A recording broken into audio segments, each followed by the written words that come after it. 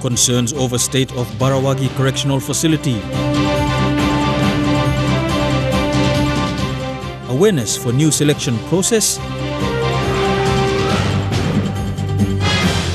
And more support for cricket PNG.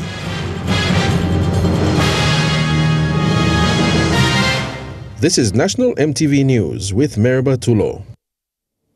A very good evening. Thank you for joining us. This is Thursday's news. The Papua New Guinea Nurses Association today received support towards the staging of the Nurses Symposium. 100,000 kina was presented from the National Gaming Control Board. This funding support towards the event, which will be held in Popondetta. According to the Nurses Association, this support from NGCB will enhance the knowledge and skills of nurses who attend the symposium, who in turn will reach the masses in rural areas. The PNG Nurses Symposium is an annual event which aims at enhancing the skills and knowledge of nurses around the country. NGCB Director Community Benefit Fund Raylin Kurua, when presenting their funding support, said NGCB is very happy to support this project as it is a very important community project that will benefit health institutions in the country, adding that quality health care comes through investment in quality infrastructure and facilities where both nurses and patients will enjoy saving and receiving. We are very happy to invest in this community project through the Community Benefit Fund, as we want to give something back to the community so that we can together build a strong community and a strong district and a strong province, and of course a strong Papua New Guinea, where our citizens must be well educated, irrespective of wherever they are located. It is not the first time NGCB has assisted the PNG Nurses Symposium, with the PNG Nurses Association acknowledging NGCB's continued support. According to General Secretary Gibson Sioni, this donation will go a long way in helping the nurses to reach areas that are difficult to reach and to continue to serve with pride. In a bigger picture, nurses will continue to enhance or to ensure that we have healthy individuals, healthy families, and healthy community who will positively contribute towards the social, economic, and political development of this country. National President Frederick Kabai, in receiving the donation, said under his leadership, the funds would be used transparently with acquittals to be provided. There are sponsorships like equipment at the ICU that is sustaining the life of the health services throughout the country, because nurses are the backbone in the health service delivery, and the sponsorship will really make the difference in the nurses' life during the symposium when we disseminate the information to them. The PNG Nurses Symposium, which will be held in Popondetta, starts on the 17th and ends on the 21st of this month. Rayon Lakingu, National EMTV News. Principals and patrons of secondary schools in Barovik Province gathered today in Leh to attend a two-day workshop on the National Online Application System for grade 12s. The new system replaces the paper-based selection in 2016. It's being implemented by the Department of Higher Education, Research, Science and Technology to improve efficiency and accountability during tertiary institution selections. The selection of the grade 12 students in Barovik Province into tertiary institutions next year will be done using this new online system. This national online application system was established by the Department of Higher Education and was implemented in 2016. Barovik will be the first province to use this online selection system. I appreciate the fact that it will address so many things in terms of ICT as the world is operating digitally. As we know, the records indicate that some of the students that have been selected, although they have the results that were qualified to go into tertiary institutions, somehow they were missed out. And online selection will address that. It will also increase the number of students and enrollment into tertiary institutions in the country, in the province, because some were denied while others were selected. The National Online Application System is the electronic version that replaces the paper-based school leaver form selection that was used over the past years. With this online selection, the grade 12 students will have 5 choices to apply for compared to the paper-based selection. The students will have 3 months to apply, and they can also change their choices after viewing their final exam results. The government, through the Department of Higher Education, Research and Science Technology, to come up with this brilliant, innovative concept that is suitable for the country to show the world that we are there with the rest of them. The 2 days workshop began today and will end tomorrow. The head of the Education Division in Morobe said both the national and provincial government should provide efficient infrastructure to cater for the increased enrollment of students. Julie Badui Owa, National EMTV News, Leh. The National Executive Council has approved the establishment of a new state-owned entity to hold interests in agricultural investments in the country. Kumul Agriculture Limited, KAL, will now operate as a subsidiary of Kumul Consolidated Holdings. According to State Investment Minister William Duma, assets to be transferred to KAL include National Plantation Management Agency Limited, Sipic Agro Industries Limited, and Central Dairy Limited. In announcing the establishment of KAL, NEC has also announced the board of this new state-owned enterprise. The board of directors of KAL will serve for a 3-year term. Leslie Hoffman has been appointed chairman, with Robert Bradshaw, Fenston Yaninen, Mark Warinu, David Nipuega and David Fora also appointed as board members. Arthur Jones has been appointed managing director. The appointees will facilitate the establishment process of Kumul Agriculture Limited. You're watching National EMTV News. We go for a break and be back with more of the day's other stories when we come back. Stay tuned.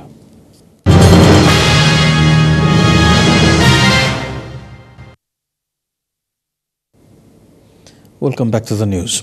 Barawagi Correctional Institute in Simbu is facing overcrowding and a serious water problem. Commanding Officer Superintendent Michael Aurap told MTV the institution has passed its holding capacity as both Simbu and Jiwaka provinces share the facility. Meanwhile, the Simbu provincial government has counter-funded a new water system and work has begun. Work on the construction of the 2 Southern Cross tanks is progressing as local manpower lay the first foundations. This water project is hoped to improve the current water shortage as the prison is using untreated water while staff and their families depend on rainwater. Maybe depend on rainwater that's all. But after completion of this project, I'm benefit me problem now. Me like impact blame by good plateau because what I'm by staff long. House to work me plan me by excessive long. Anytime me plan like it. A funding of 700,000 kina was provided under the PIP program. Part of that funding is also budgeted to improve the rundown facility for the women's block. The prison has a holding capacity of 200, but that has doubled to over 400 inmates. Mi kisem kalbus blong Jiwaka province na Simbu one time lokatan bloya. So I'm big plan batro mi holim staff. On facilities in on up. Emi on up like ketarim sila namba mi karlam so mi plan itim sabla more buildings long. House in this lot karbus inshallah here too. The commanding officer is serving his 10th year with the focus to address water and overcrowding issues. Superintendent Aurap says the management wants to lift the standard of the facility but need appropriate help from government. Na 200,000 am established. So we need him sila manilong come out na mi by at least mi building one plus cell block long or medical bus. Now the moment on carbus blemi or carbus meri or sleep long rundown facilities. But the water and crowded realities has not stopped the institution from its programs. Rice planting and other rehabilitation programs for the prison have been success stories. More long growing rice and through long support long all Chinese government through long Hati Highlands Agriculture College long again. Or like I'm training me blah. That's one blah. The other one me blah got all Bible school or Bible programs or literacy or courses come up here running here now. The new water system is hoped to be completed before early 2019. Jack Lapawe Jr. National EMTV News. A remote community in the Sinasina Yongomul district of Simbu needs help to complete the first high school in the area. the Gunangi community gave up their land for the establishment of the Suai High School. They believe the school will provide opportunities for girls to be educated, improve the illiteracy rate in the area, and serve government's policy of building schools in each local level government. Gunagi is one of the most remote areas in Simbo province. The distance and rugged terrain does not make it easy for the locals who have put all the efforts to build a high school. They believe the school will not only open up other government services but improve the education level for the growing population.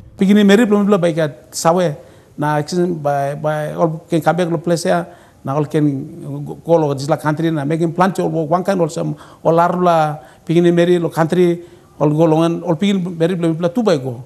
It's been 14 months since first construction began in 2017. A total of 9 buildings, including 2 staff houses, have been built using initial funding by the Education Department, district and provincial government. Now the results you may look at this like 800,000 and go straight like walk. Also now you make it up not all same. Big money, big la work that's all. And match one time money. So me amas government giving little money to make him work and go to work long straight. Also na give me process him result. You know me that's all one time team blow me logat, one time support or community.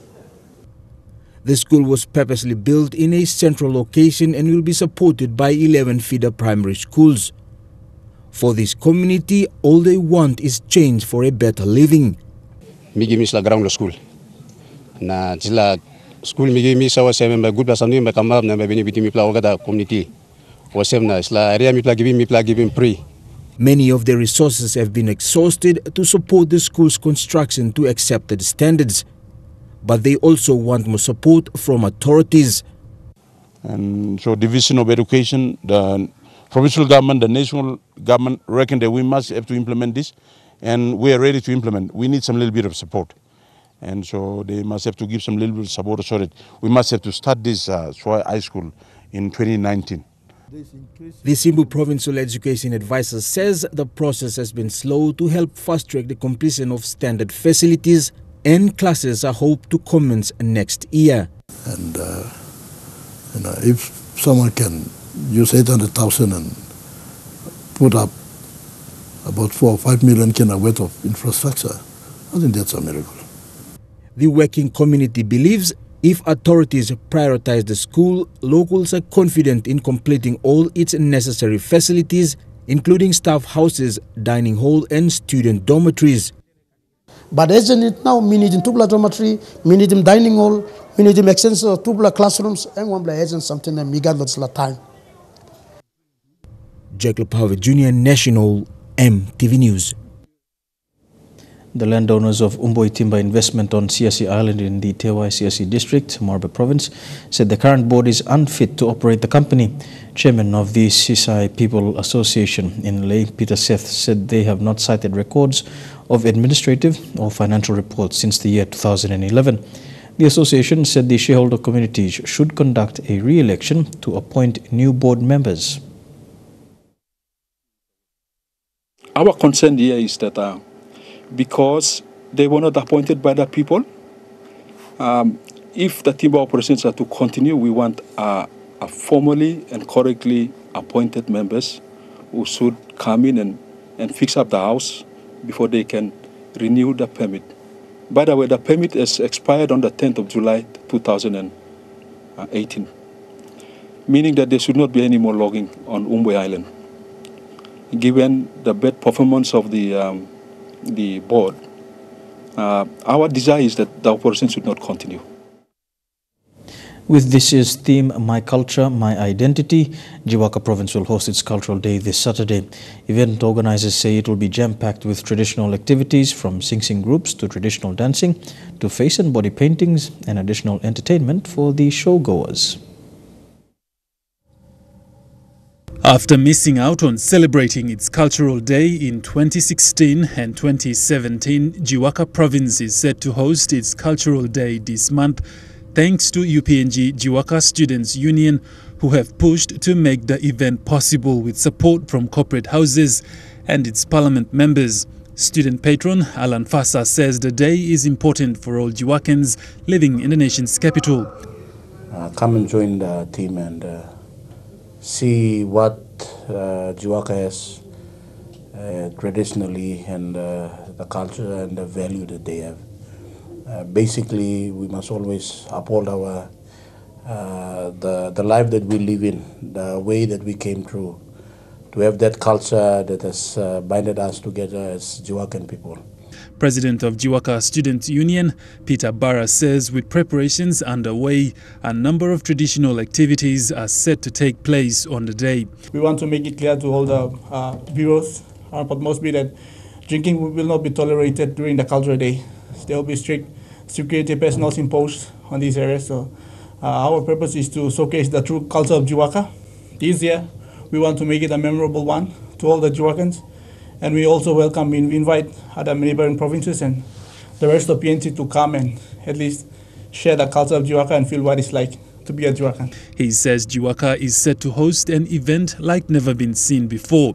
Vice President Nathan Wati says residents in Port Moresby are welcome to come along and experience the culture of Jiwaka. We are so excited and happy to host this event.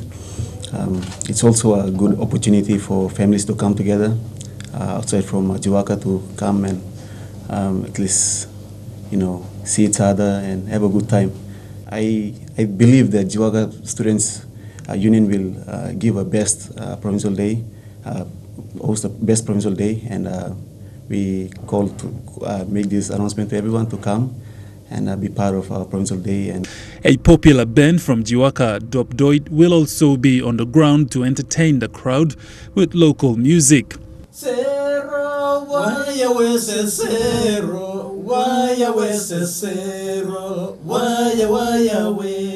Western style of music and become a kilometer passing culture of PNG. So Jiwaka nuplo province people like him mosem emi no ken lose ting long olim passing to buna blongen na talk place blongen.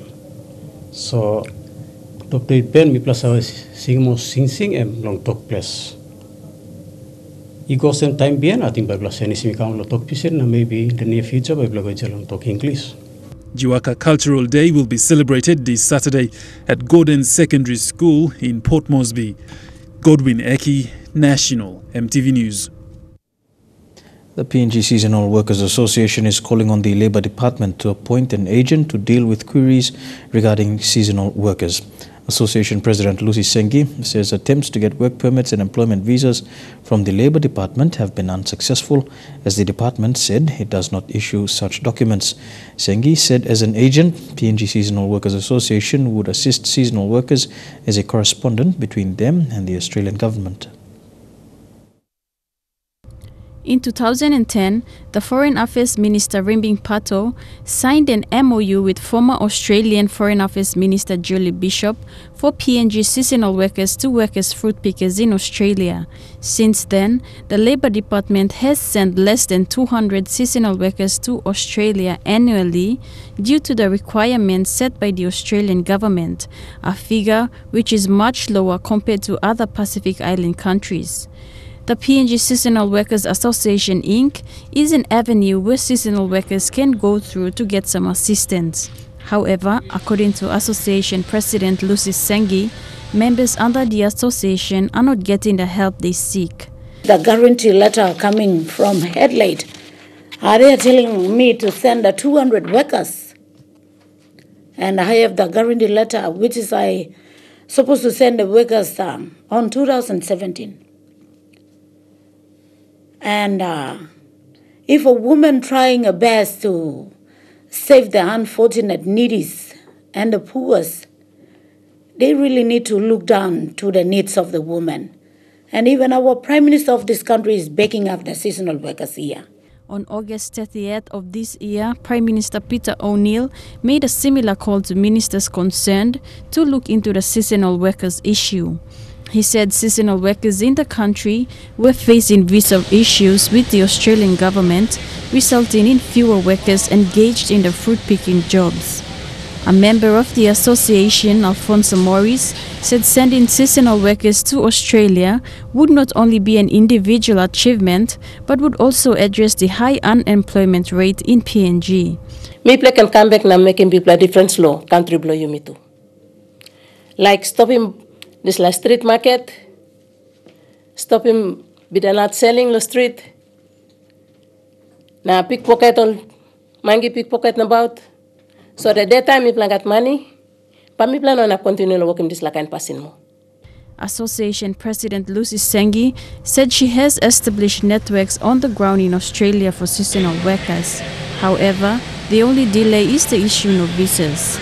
Currently, PNG Seasonal Workers Association has 700 members. Charlene Airy, National EMTV News. This is Thursday's news. We go for a break now. When we come back, stories making headlines overseas. Stay tuned.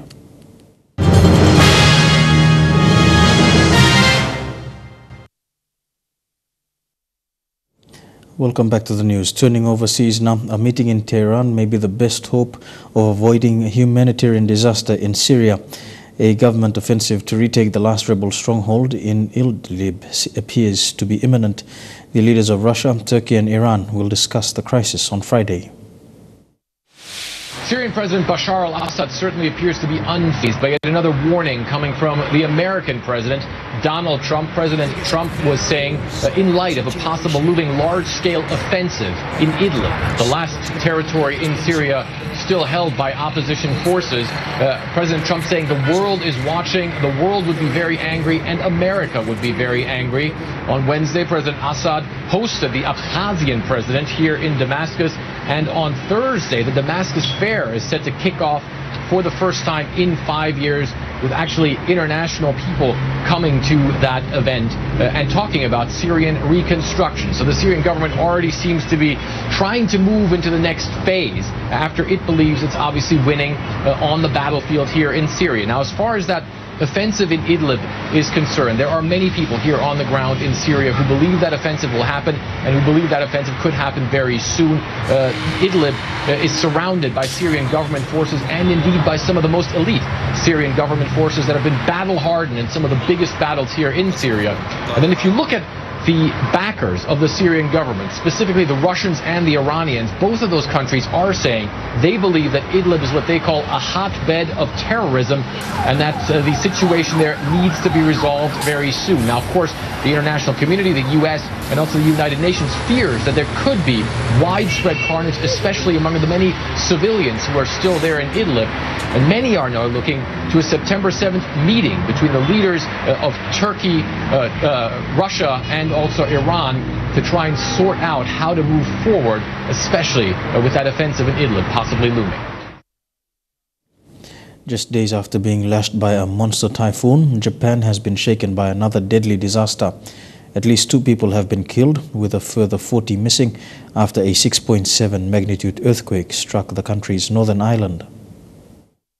Scars on Japan's landscape caused by a powerful shake. It's estimated this is just one of 800 landslides across the northern island of Hokkaido, leaving homes damaged and others buried, with fears that people could still be trapped inside. I have heard reports of damage such as people having cardiac arrest, landslides, collapsed buildings, large-scale blackouts. Security cameras caught the full force of the 6.7 earthquake in the early hours of the morning. This passenger plane was shaken for at least 30 seconds.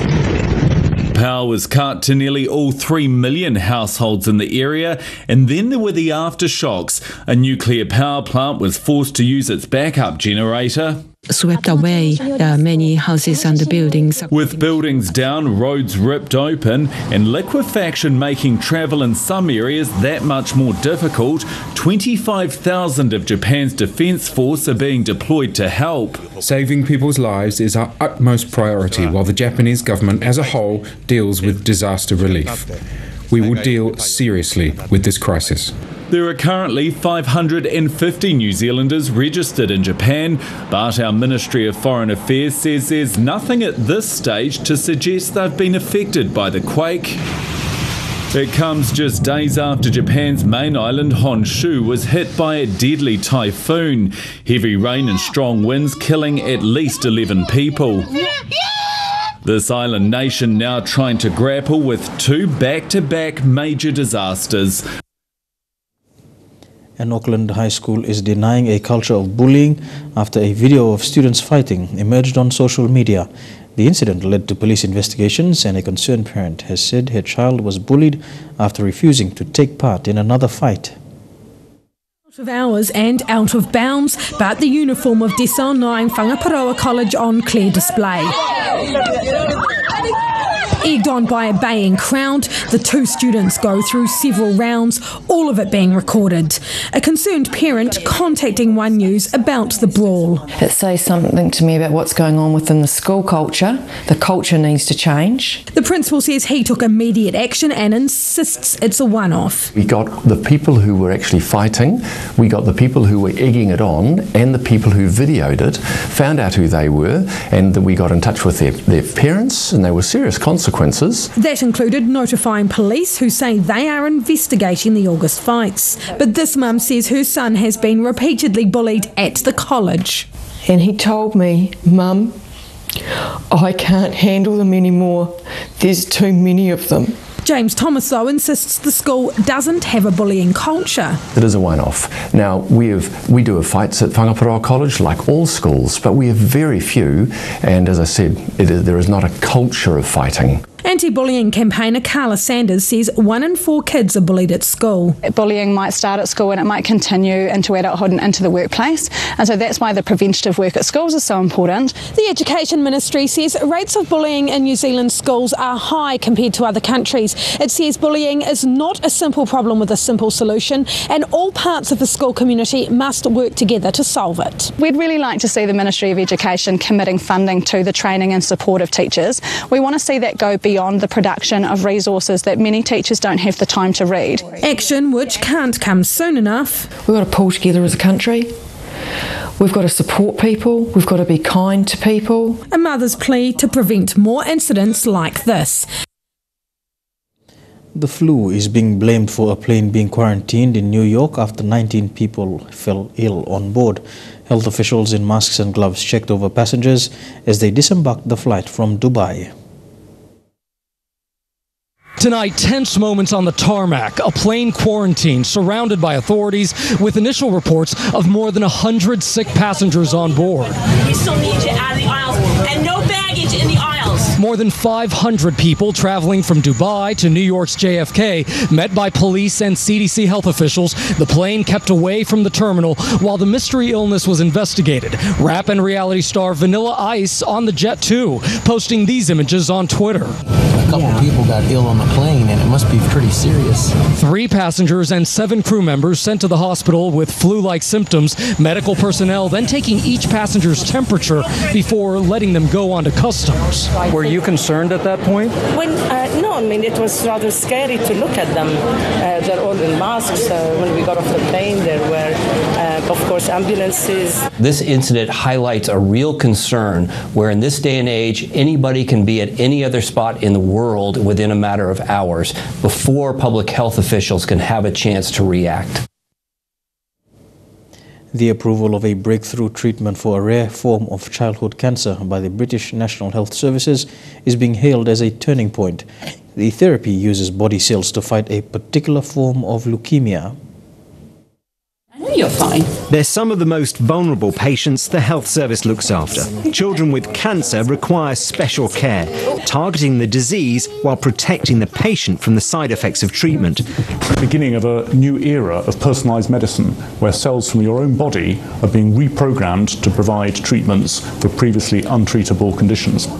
Leukemia is a form of blood cancer and in most cases is highly treatable, but some patients don't respond. So researchers have been looking at the potential for individualised therapies. This is cutting-edge science and it's expensive, but within a few weeks via the NHS in England, it could be available to up to 30 children and young people who otherwise have run out of treatment options. This is how the blood cancer treatment works. A blood sample is removed from the patient, and then immune cells, known as T cells, are taken from the blood. These are then modified to detect and kill cancer cells. They're then grown in the laboratory and injected back into the patient. Children with blood cancer, it's going to make a huge difference to them, but we can expect to see this type of therapy be rolled out in other blood cancers and in other types of cancers over the next few years. And for those families who have children battling cancer, today's announcement is a big moment. In the back of any parent's mind when a child is diagnosed with cancer, there's always the fear of relapse, and to know that there's another form of treatment available should that happen. This announcement marks a big step forward for a form of therapy that many believe is game-changing. After years of promise, personalised medicine is becoming a major weapon in the fight against cancer. You're watching National EMTV News. We go for a break now. When we come back, some sporting updates in Trukai Sports. Stay tuned.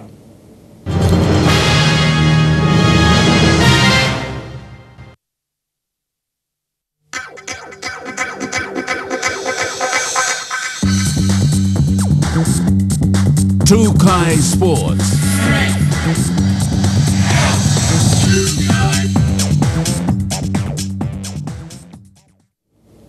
Welcome to Trukai Sports. We begin with cricket, and PNG Air has announced a 2-year sponsorship deal with Cricket PNG.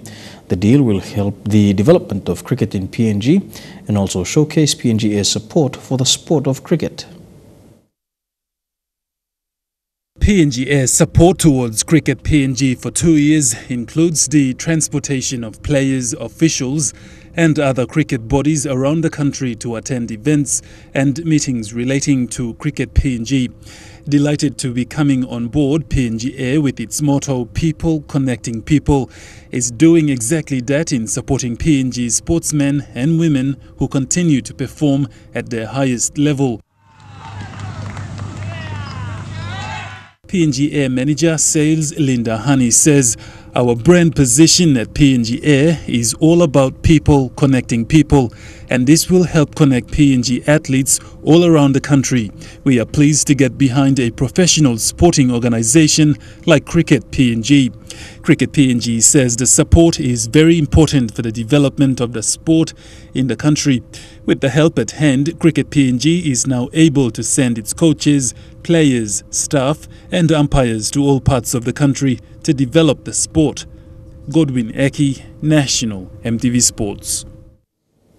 To athletics, and PNG's triple jump star Richard Peniel, who says frequent training and competition is what he needs and is aiming to qualify for the 2020 Tokyo Olympics.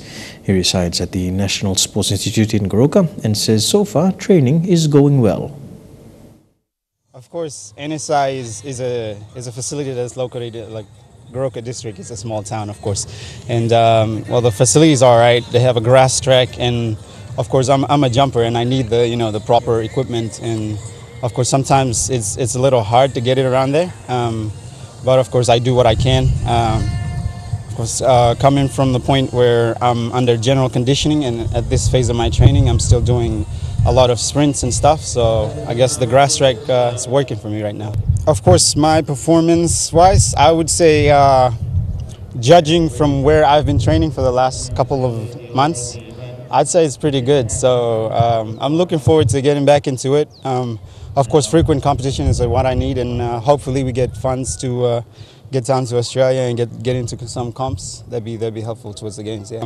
The competition level out there is pretty tense compared to here. Of course, in PNG we don't have that sort of organized, frequent competitions. But yeah, you get what you get, so you gotta be prepared for everything. And don't go anywhere. We'll have more of Trukai Sports after these messages.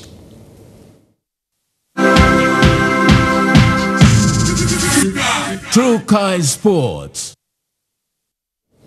Welcome back to Trukai Sports. The sport of surfing is one of the fastest growing in the world right now, and this week is set to go down in history as a pioneering day in the sport's history. The World Surf League has announced equal prize money and will now be awarded to both male and female competitors.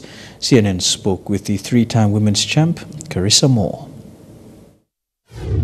It was a huge announcement. I honestly didn't see it coming. The WSL has done so much for us as women over the past few years. They've gotten us to better venues.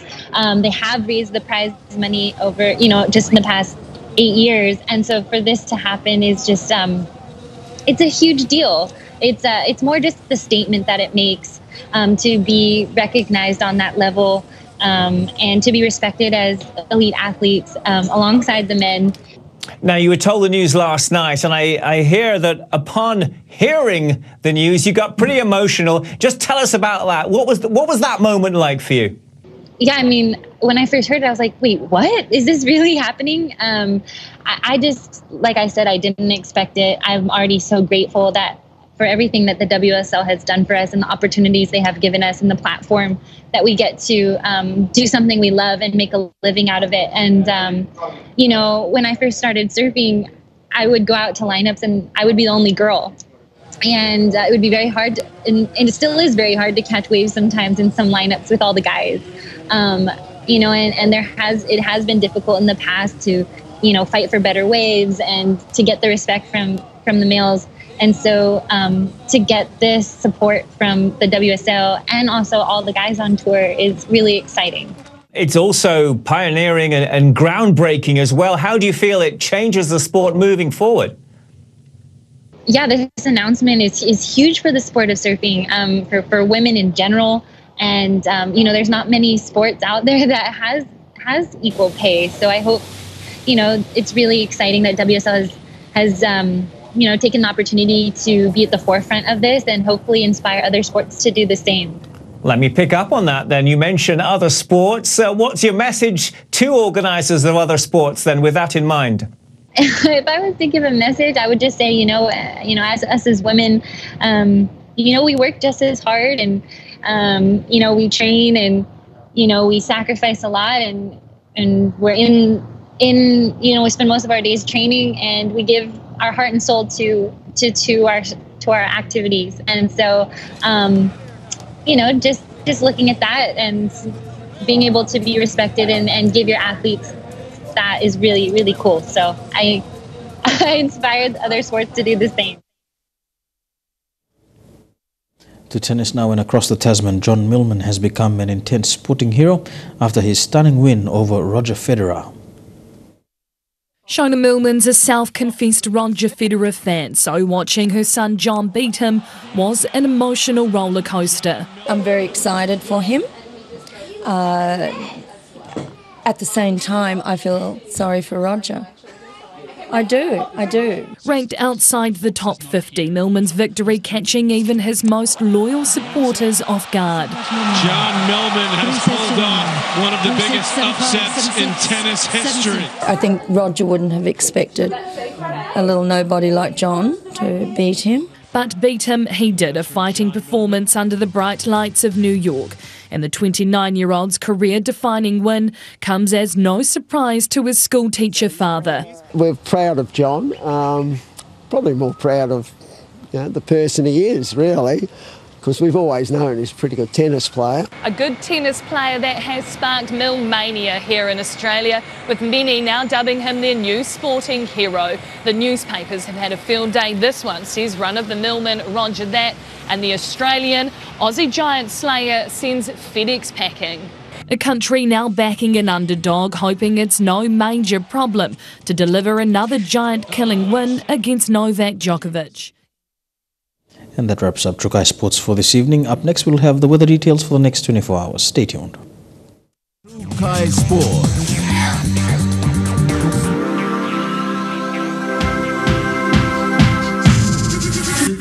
Trukai Sports. The weather details were proudly brought to you by Dulux, celebrating 50 years in PNG and the only paint made in PNG.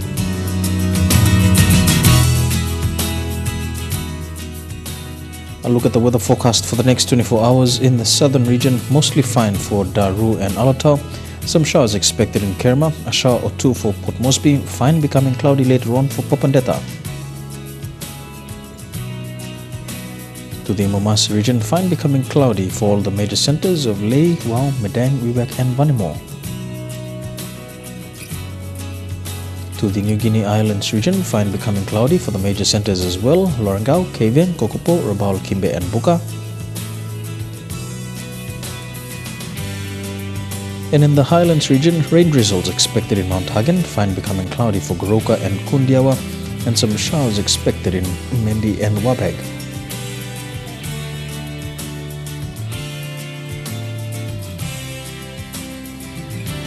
A look at the forecast for small ships, but there is a renewal for a strong wind warning for all coastal waters. Strong southeasterly winds of 25 to 34 knots are expected to continue for the next 24 hours, causing rough seas. All small craft and boats are advised to take the necessary precautions before going out to sea. Waters of southern PNG Indonesian border through Torres Strait and Daru to Kiwai Island to Kerama, Yule Island, Hood Point to Samurai Island, and with waters of western Milne Bay Islands and waters of Samurai Island to Cape Vogel to Finschhafen, seas 1 to 1.5 meters. Waters of eastern Milne Bay Island, seas 1.5 to 2.5 meters. Waters of Finschhafen through Vitias and Dampier Strait to Siasi Island to Long Island, and with waters of West New Britain, seas 1 to 2 meters. And waters of Long Island to Madang, Bogia, Wewak, Aitape, Vanimo, and the northern PNG Indonesian border, and with waters of Manus and its western group of islands, and waters of New Ireland to East New Britain and Bougainville, seas 0.5 to 1.3 meters.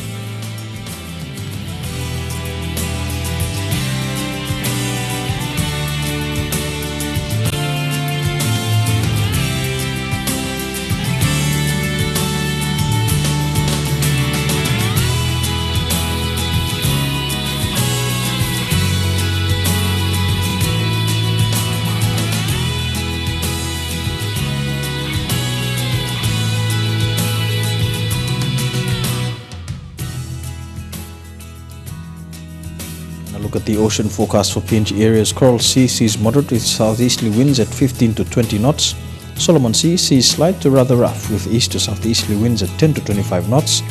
Bismarck Sea sees slight to moderate with southeast to southerly winds at 10 to 20 knots. And the Pacific Ocean sees slight with southeast to southwesterly winds at 10 to 15 knots.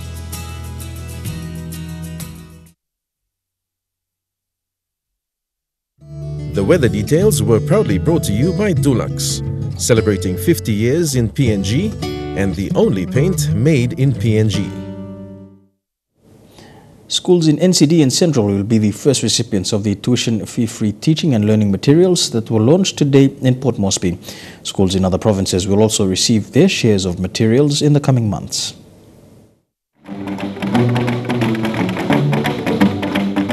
Today marks the second stage of the tuition fee-free teaching and learning material to be delivered to schools in Papua New Guinea.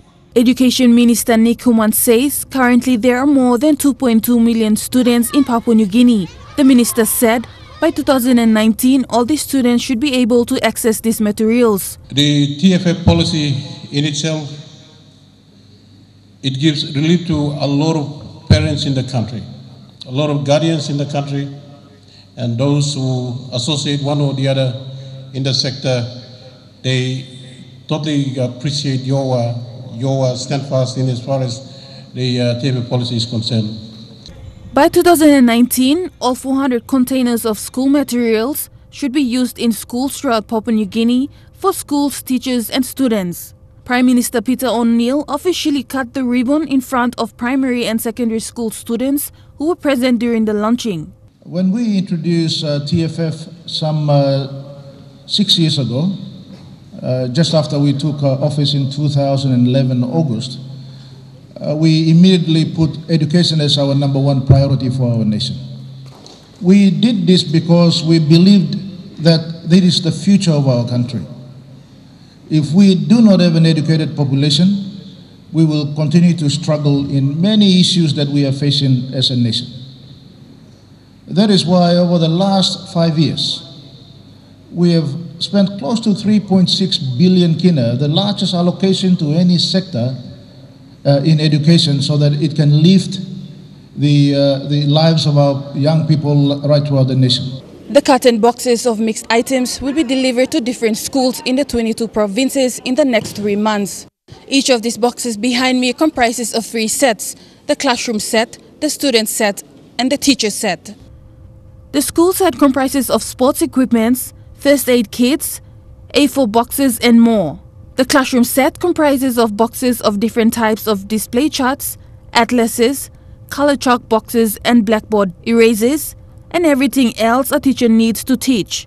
And the student set comprises of carton of exercise books, lecture notebooks, scientific calculators, pencil case sets, and the necessary materials for students to use for learning. Michelle Stephen, National EMTV News. And to finally end the news, a recap of our top stories this evening. Nurses get support for symposium, Barawagi Jail in Simbu facing serious challenges, and TFF material supply program launched. And that's the news, sport and weather for today, Thursday, the 6th of September 2018. Stay tuned for My Province, My Country, 43 years on at 8 p.m. this evening as we take you to beautiful East New Britain province. We hope you can catch that episode. But for now, on behalf of the entire EMTV News team from right around the country, pleasant viewing. Good night.